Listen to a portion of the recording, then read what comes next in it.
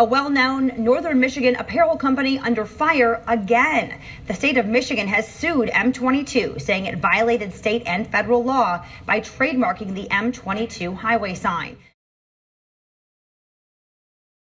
Hi, my name is John DiGiacomo. I am an attorney with a law firm called Revision Legal, and we have been working with M22 since the beginning. And I want to explain to you why M22 is doing what it's doing in protecting its marks, and why the state of Michigan has decided to come after them. And so I think it's helpful to talk a little bit about what is a trademark and how can M22 trademark a sign that's in the public domain.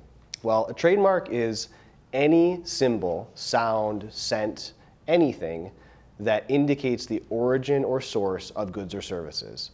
First off, M22 started in business in 2004, filed for a trademark in 2006, and in 2007, the federal government granted them a trademark registration.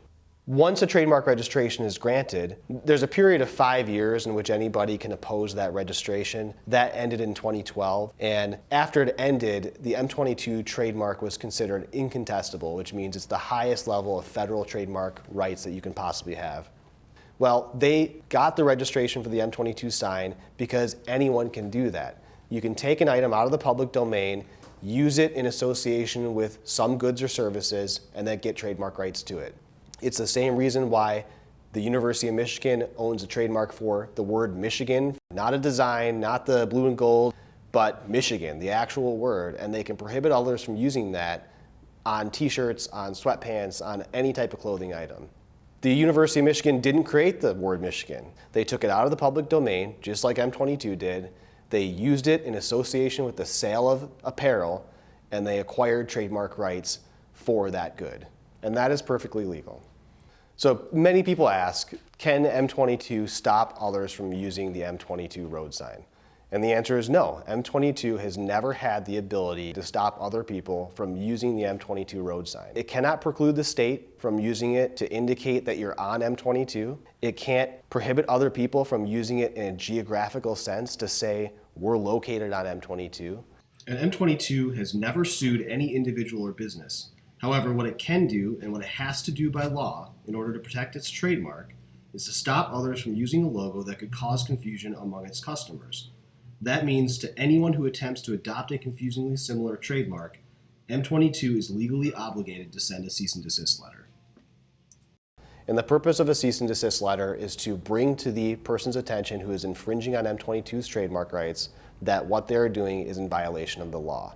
M22 is obligated to send cease and desist letters because if they don't, they will lose their trademark rights. So the question is, why does M22 have to protect its trademark rights? Well, it's because anyone can sell a t-shirt out of the back of their car, and if they're able to slap an M22 logo on that t-shirt and it's poor quality and it falls apart the next day, then M22 bears the brunt of that problem, and it causes customer confusion and brand dilution. So everyone wants to know why the Attorney General got so heavily involved in a frivolous case like this one. And it all started in 2012 when a company in northern Michigan sought to capitalize on M22's success for themselves, and they filed an application for a trademark of the M119 road sign to be used as a logo on goods that were identical to M22. This application was denied by the U.S. Patent and Trademark Office, the federal government, on the basis that it was too similar to M22's existing trademark. A second company from northern Michigan was also looking to do exactly the same thing with M119.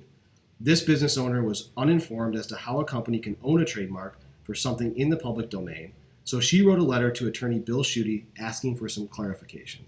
And she said, hey, I'm a campaign supporter. We threw a fundraiser for you.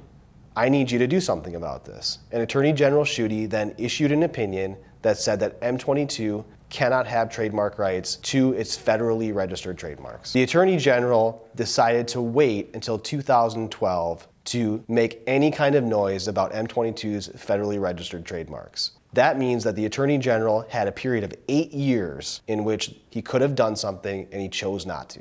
So the question is the Attorney General a trademark expert? And the answer is absolutely not. The Attorney General issued an opinion which is factually and legally incorrect.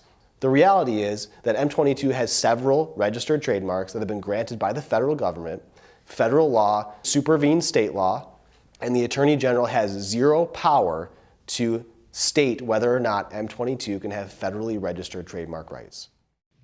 Ultimately, what it comes down to for M22 is that they work hard every day to instill a feeling of positivity with its customers around the world, and it will continue to promote the healthy, active M22 lifestyle for years to come.